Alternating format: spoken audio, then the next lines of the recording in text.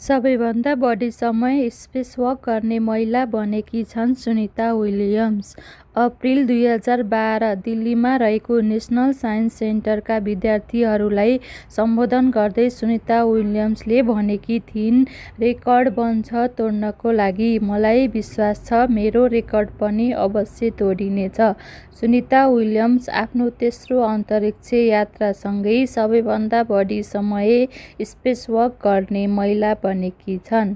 यसभन्दा अगाडि रेकर्ड राख्ने पिगी वेस्टन हुन्। सुनिता विलियम्स 3 अन्तरिक्ष यात्राको बीचमा 9 बार कुल 6 घण्टा 6 मिनेट स्पेसवक गरेर आफ्नो रेकर्ड तोडेकी छन्।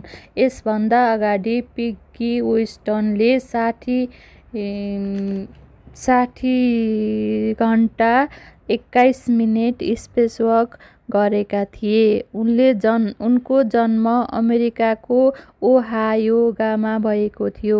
सन् 1965 मा भएको थियो। त्यहीँ हुर्केकी थिइन्। उनका बुबा दीपक पण्ड्या भारतीय मूलका हुन्।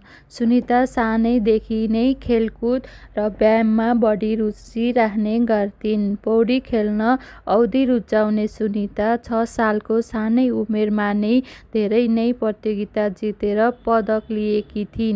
पशुहरूसँग उनको खास लगाव रहेको छ। यही कारणले उनी पशु चिकित्सक बन्न चाहन्थिन्। यसका लागि आवेदन पनि दिएकी थिइन्, तर मनपर्ने कलेजबाट मिलेन।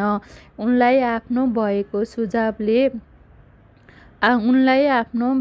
सुझावले अमेरिकी नौसेना एकाडेमीमा भर्ना भएर अगाडि बढिन्। 1983 मा प्रवेश गरेर 1987 मा भौतिक विज्ञान विषयमा डिग्री हासिल गरेकी थिइन्।